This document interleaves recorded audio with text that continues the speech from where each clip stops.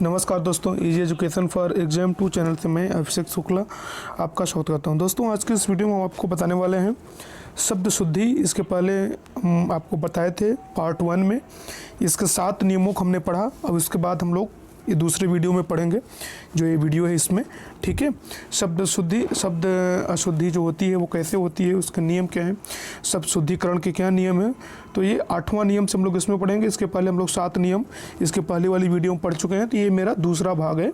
इसका पहला भाग अगर आपको देखना है तो हमारे चैनल के प्लेलिस्ट में जाकर के इसका पहला भाग आप देख सकते हैं। दूसरा भाग है ये video TET, super TET, REET, TGT, PGT सभी परीक्षाओं के लिए बहुत ही महत्वपूर्ण है और उन छात्रों के लिए भी बहुत ही महत्वपूर्ण है जो छात्र हमारे 6, 7, 8, 9, 10, 12 में पढ़ते हैं और हिंदी अशुद्धियाँ उनसे हो जाती हैं। अगर उनको शुद्ध करना चाहते हैं और हिंदी में जो अशुद्धियाँ होती हैं उनको जानना चाहते हैं, उनके क्या नियम है, उनको कैसे शुद्ध करें, तो उनके लिए भी वीडियो है, वो भी इस वीडियो को देख सकते हैं। मेरी अन्य वीडियो देखने के लिए आप हमारे चैनल के प्लेलिस्ट में जाकर के मेरी सारी वीडियो आप देख सकते हैं। वीडियो अच्छी लगी तो लाइक कर, अपने दोस्तों में शेयर करें और चैनल पर नए हैं तो चैनल को सब्सक्राइब करना ना भूलें। ठीक है, तो इसके पहले वाली वीडियो में हमने 7 नियम तक बताए हैं। 8वें नियम से मैं आपको यहाँ बता रहा हूँ। ठीक है, ये पार्ट 2 है। इसके पहले जो हमने बनाया वीडियो वो पार्ट 1 है। ठीक है, तो आइए हम वीडियो शुरू करते हैं। देखिए नियम 8वां नियम ये कहता है कि एक वचन शब्द के अंत में अगर बड़ी ई की मात्रा आती है तो बहुवचन बनाते समय वह छोटी ई में बदल जाती है। ठीक है, जैसे देखिए इकाई शब्द है, इकाई में ई यहाँ पर अंत में बड़ी ई आया हुआ है। ठीक है, लेकिन जब इसका हम बहुवचन बनाएंगे तो क्या हो जाएगा, इकाइयाँ, और यह जो बड़ी ई है यह छोटी ई में बदल जाएगी। ठीक है, ये नियम है। ठीक है, तो क्या होगा, अगर किसी भी शब्द के अंत में बड़ी ई की मात्रा है तो उसका बहुवचन बनाने पर छोटी ई की मात्रा में परिवर्तित हो जाएगी, यह नियम है। ठीक है, उसके बाद देखिए अगला, देखिए दवाई का, देखिए दवाई में भी देखिए बड़ी ई की मात्रा है तो इसका हो जाएगा दवाइयाँ ना। इसमें भी जब हम इसका बहुवचन बनाएंगे तो ये जो बड़ी ई है ये किस में परिवर्तित हो जाएगी, छोटी ई में। उसी तरह के देखिए हिंदू में इस पर देखिए बड़ा ऊ की मात्रा लगी हुई, लेकिन जो ही इसका हम बहुवचन बनाएंगे ये हिंदू, यहाँ द में छोटा ऊ की मात्रा लग जाएगी। क्योंकि अभी हमने आपको बताया कि जब भी हम बहुवचन बनाते हैं तो बहुवचन प्रयोग करते समय जो बड़ी ई है या जो भी स्वर, जो बड़े स्वर की मात्रा है वो बड़े स्वर की मात्रा हट करके छोटे स्वर की मात्रा लग जाती है। जैसे बड़ा ऊ यहाँ पर लगाते हैं, छोटा ऊ हो गया, यहाँ बड़ी ई लगी तो यहाँ छोटी ई हो गई। ठीक है, भालू यहाँ पर देखिए बड़ा ऊ की मात्रा लगी है तो इसका भी भालू, जब इसका हम बहुवचन बनाएंगे तो भालू हो जाएगा और इसमें ल में क्या हो जाएगी, छोटा ऊ की मात्रा लग जाएगी। पक्षी देखिए, पक्षी में छ में बड़ी ई की मात्रा लगी हुई है और लेकिन जब इसका हम बहुवचन बनाएंगे तो इसमें भी छ में छोटी ई की मात्रा लग जाएगी और हो जाएगा पक्षियों। इस तरीके से पक्षियों। अब यहाँ पर देखिए छ में जो है ना, ये छ में जो है वो छोटी ई की मात्रा लग गई। तो एक वचन शब्द के अंत में, जिन भी शब्दों के अंत में जहाँ पे बड़ी मात्रा है उसका जब हम बहुवचन बनाते हैं तो क्या होती है कि उसमें उसी स्वर की दीर्घ मात्रा वाला स्वर आ जाता है, यानी उसमें दीर्घ मात्रा लग जाती है। ठीक है, तो यहाँ पे 2 नियम होता है। देखिए लघु मात्रा लग जाती है, जब बहुवचन बनाते हैं तो लघु मात्रा लग जाती है, मिस्टेक से हो गया। तो एक वचन शब्द के अंत में जैसे अगर बड़ी ई है तो छोटी ई हो जाएगी और बड़ा ऊ है तो छोटा ऊ हो जाएगा बहुवचन बनाने पर। तो नियम क्या है कि एक वचन शब्द के अंत में बड़ी ई होने पर बहुवचन में छोटी ई हो जाती है, या कोई भी अगर बड़ा स्वर है तो वह एक वचन बहुवचन बनाते समय छोटा हो जाता है। जैसे हिंदू है, द में बड़ा ऊ की मात्रा लगी है तो यहाँ पे द में हिंदुओं, जब हिंदुओं लिखेंगे बहुवचन बनाएंगे तो द में छोटा ऊ की मात्रा हो जाएगी। भालू है, ल में बड़ा ऊ की मात्रा लगी है, जब भालुओं लिखेंगे तो ल में छोटा ऊ की मात्रा हो जाएगी। पक्षी, छ में बड़ी ई की मात्रा लगी हुई है, जब पक्षियों लिखेंगे तो यहाँ पर छ में जो होगी वो छोटी ई की मात्रा लग जाएगी। ठीक है, तो ये नियम है। उसके बाद देखिए अगला नियम है 9वां नियम, ड़ संबंधी नियम। पहला नियम इसका यह है कि उच्छिप्त व्यंजनों से कोई भी शब्द शुरू नहीं होता। ड़ और ढ़ से कोई शब्द शुरू नहीं होता ना, ये हमेशा या तो किसी शब्द के बीच में आते हैं या किसी शब्द के अंत में आते हैं। जैसे देखिए ढक्कन, ढोल, डाल, ये सब इन शब्दों का प्रयोग शुरू में नहीं होगा। ड़ और ढ़ का ये उच्छिप्त व्यंजन कहे जाते हैं। ठीक है, उच्छिप्त व्यंजन। दूसरा नियम देखिए इनके बारे में क्या है। दूसरा नियम इनके बारे में है कि उत्क्षिप्त व्यंजनों का प्रयोग शब्द के मध्य में या अंत में ही होता है। इन दोनों वर्णों का जो प्रयोग है, इन दोनों वर्णों का प्रयोग, ये उत्क्षिप्त वर्ण है, इनका प्रयोग या तो शब्द के बीच में होता है या अंत में होता है। जैसे देखिए लड़का, अब ड़ यहाँ पर देखिए बीच में आ गया। मारवाड़, यहाँ पर देखिए ड़ अंत में आ गया, ठीक है। ड़ सड़क, यहाँ पर भी देखिए ड़ देखिए बीच में आ गया है। पढ़ाई, यहाँ पर भी ढ़ देखिए बीच में आया है। पढ़ना, यहाँ पर भी ढ़ देखिए बीच में आया है, ठीक है। तो इस तरीके से ये दोनों जो शब्द हैं ये या तो शब्द के अंत में होंगे या फिर बीच में होंगे। इनसे, इन दोनों शब्दों से, सॉरी इन दोनों वर्णों से कोई भी शब्द शुरू नहीं होगा, ठीक है। वर्ण है, शब्द बोल से निकल गया, ठीक है, क्षमा करिएगा। उसके बाद देखिए अगला है अनुनासिक के साथ उत्क्षिप्त व्यंजनों का जो प्रयोग, इनका प्रयोग कैसे होता है। अब देखिए जैसे अनुनासिक है, यहाँ पर देखिए अनुनासिक और अनुस्वार दोनों के साथ, अनुनासिक और अनुस्वार के साथ उत्क्षिप्त व्यंजनों का प्रयोग। जैसे मेढक है, म के ऊपर देखिए बिंदी लगी है तो अनुस्वार है, ये जो बिंदी लगी है अनुस्वार है। तो अब इस यहाँ पर जब होगा तो अनुनासिक के साथ उत्क्षिप्त व्यंजनों का प्रयोग नहीं होता। अब इनके साथ हम इनका प्रयोग नहीं करेंगे। अब यहाँ पे हम ढ का प्रयोग करेंगे, ढ का प्रयोग नहीं करेंगे, चाहे अनुनासिक हो चाहे अनुस्वार। जैसे देखिए मेढक, ठीक है। ढूंढना, अब यहाँ पे देखिए अब हम इसका प्रयोग नहीं करेंगे, इसका प्रयोग कर देंगे तो गलत हो जाएगा, ढूंढना हो जाएगा। ढूंढना, ढूंढना हमको लिखना है तो ढ में बड़ा की मात्रा, ऊपर क्या लगा है, चंद्रबिंदु लगा है, आप देख पा रहे होंगे अनुनासिक है। तो चंद्रबिंदु को हम अनुनासिक बोलते हैं और जो ये बिंदु होता है इसको अनुस्वार बोलते हैं। इसको बोलते हैं अनुस्वार और इसको बोलते हैं अनुनासिक। ये नासिक है, अनुनासिक है और ये अनुस्वार है, ठीक है।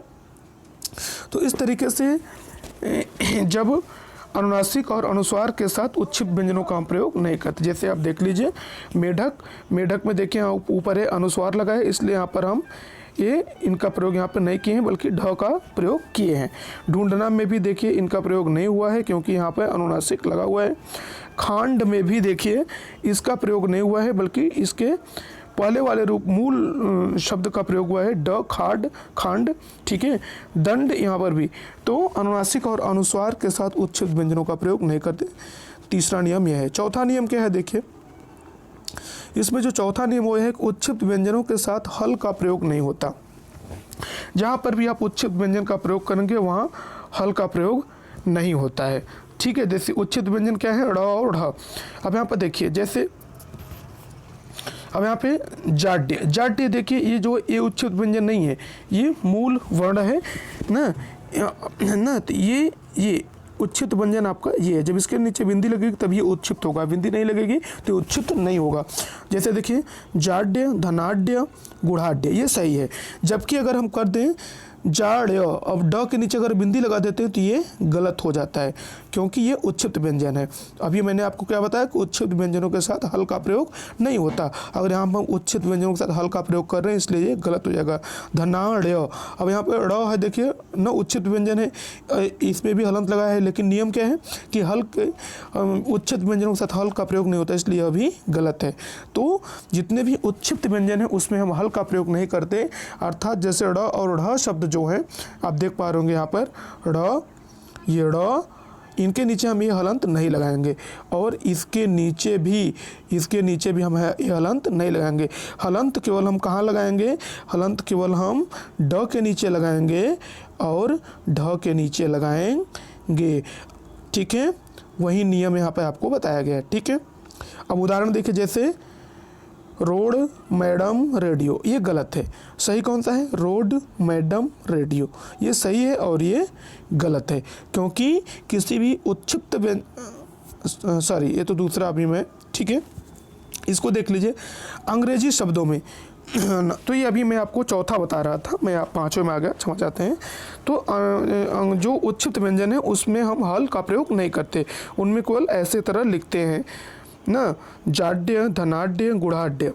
अगर हम ऐसे लिखते हैं जाड या धनाढ़ तो ये गलत हो जाएगा, ठीक है, क्योंकि यहाँ पर हल का प्रयोग हुआ है उत्क्षिप्त व्यंजनों का, जबकि उत्क्षिप्त व्यंजनों के साथ हल का प्रयोग नहीं होता है, ठीक है। उसके बाद देखिए अगला है अंग्रेजी शब्दों में उत्क्षिप्त व्यंजनों का प्रयोग नहीं होता। जितने भी अंग्रेजी के शब्द हैं उनमें हम उत्क्षिप्त व्यंजनों का प्रयोग नहीं करते। जैसे देखिए रोड, अब इनको हम, इसका शुद्ध रूप है रोड, मैडम नहीं, मैडम, रेडियो नहीं, रेडियो, ठीक है।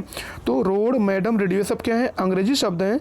तो इनके साथ हम उच्चक व्यंजनों का प्रयोग नहीं करते हैं, बल्कि मूल व्यंजन जो होते हैं जिनसे ये बने हैं, ठीक है। जैसे ड से क्या बना, ड से ही ये ड़ बना है, और ढ से ये बना है ड़, ठीक है, ढ़, ठीक है, ओके। तो हम इसका प्रयोग करेंगे, इसका प्रयोग नहीं करेंगे, इसके मूल व्यंजनों का प्रयोग करेंगे, इसका प्रयोग करेंगे, इसका प्रयोग नहीं करेंगे, इसका प्रयोग करेंगे, ठीक है। उसी तरीके से यहाँ पर देखिए, जैसे रोड जो है वो आपका ये सही है, मैडम नहीं बल्कि मैडम होता है तो ये सही है, रेडियो नहीं, रेडियो, ये सही है, तीनों ही सही है, ठीक है। तो इस तरीके से 5 नियम थे इसके। उसके बाद देखिए 10वां नियम है र में ऊ और ऊ की मात्रा लगाने संबंधी अशुद्धियाँ। हम देखिए र में अधिकांश ऊ की जो मात्रा लगाते हैं हम भूल जाते हैं कि कहाँ कहाँ मात्रा लगी। जैसे देखिए रुपया लिखना है, र में देखिए जो छोटा ऊ की मात्रा होती है ये मात्रा होती है, बड़ा ऊ की मात्रा ये होती है, ठीक है। इसकी ये मात्रा है और इसकी ये मात्रा है, ठीक है। अब र में अगर हमको छोटा ऊ की मात्रा, हमको रुपया लिखना हुआ तो र में हम कौन सी मात्रा लगाएंगे, तो हम ए वाली मात्रा लगाएंगे। ये वाली मात्रा यहाँ पर ऐसे लगाते हैं, ठीक है। ये छोटा रू है, यानी र में छोटा ऊ की मात्रा लगी है। अब र में अगर बड़ा ऊ की मात्रा लगानी है तो र में हम बड़ा ऊ की मात्रा इस तरीके से लगाते हैं, ऐसे ये कर देंगे तो ये बड़ा रू हो जाएगा। रू रू रू रू रू, इसको जल्दी से पढ़ेंगे, इसको कम से देर से पढ़ेंगे, क्योंकि इसमें बड़ा ऊ की मात्रा लगी, छोटा ऊ की मात्रा लगी है, ठीक है। तो छोटा ऊ की मात्रा लगना, जैसे हमको रुपया लिखना है तो रुपया में देखिए, अब हम रुपया, रू प या, ये सही है। अगर हम इसको ऐसे लिख देते हैं रू प या, तो ये क्या हो जाएगा, गलत हो जाएगा। तो र में हमेशा छोटा ऊ की मात्रा लगेगी, ठीक है। उसी तरीके से देखिए, जैसे हमको रूप लिखना है ना, तो हम ऐसे लिखते हैं। अब बताइए कि इसमें से कौन सा सही है। अब यहाँ पे देखिए रूप हो जाएगा, ये रूप, तो ये सही है यहाँ पर और ये गलत है, क्योंकि यहाँ पर र पर हम ज़्यादा दबाव दे रहे हैं। रूप, तो रूप नहीं, हमको रूप लिखना है, इसलिए यहाँ पर ये सही हो जाएगा, ठीक है। उसके बाद अगला देखिए गुरु जब भी हम लिखेंगे, गुरु जब भी आप लिखेंगे, देखिए गुरु लिखेंगे तो र में छोटा ऊ आएगा। अगर आप इसको इस तरीके से लिखते हैं, र में अगर आप ये बड़ा ऊ लगाते हैं तो ये क्या हो जाता है, ये गलत हो जाता है। गुरु नहीं होता है, गुरु होता है, गुरु। तो र में हमेशा यहाँ पर जब गुरु लिखेंगे तो र में हमेशा छोटा ऊ की मात्रा लगेगी, ठीक है।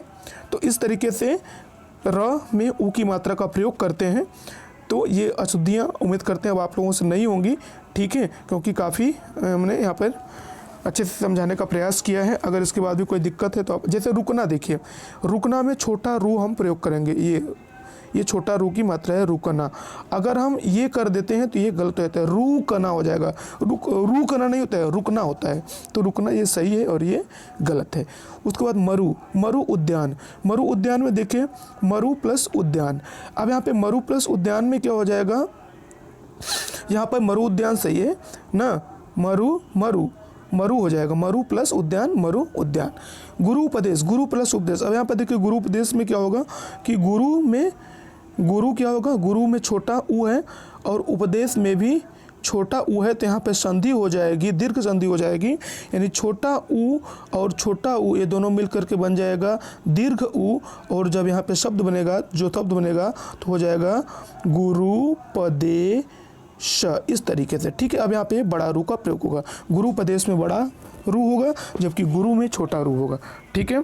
उसी तरीके देखिए शुरू में छोटा रू होगा, ये शुरू इस तरीके से लिखेंगे। अगर हम शुरू इस तरीके से लिखते हैं तो ये गलत माना जाएगा, ठीक है, और ये सही है, ठीक है। तो उम्मीद करते हैं आपको रू से संबंधित जो भी अशुद्धियाँ ये समझ में आई होंगी। ये दूसरा पार्ट था शब्द शुद्धि का। तो मिलते हैं अगली वीडियो में, और जय हिंद, जय भारत। एक बार आपसे ज़रूर करना चाहेंगे, अगर वीडियो अच्छी लगी तो अपने दोस्तों में ज़रूर शेयर करें, और चैनल पर नए हैं तो चैनल को सब्सक्राइब करना ना भूलें, क्योंकि अगर आप सब्सक्राइब करते हैं तो ये मुझे बहुत अच्छा लगता है, और एक आपका ये सब्सक्रिप्शन मेरे लिए एक मोटिवेशन का काम करता है, ठीक है। तो आप लोग ज़रूर सब्सक्राइब करें और अपने दोस्तों में ज़्यादा से ज़्यादा शेयर करें, और अगर आपको किसी तरह कोई समस्या है तो ज़रूर बताएँ। मिलते हैं अगली वीडियो में। जय हिंद, जय भारत।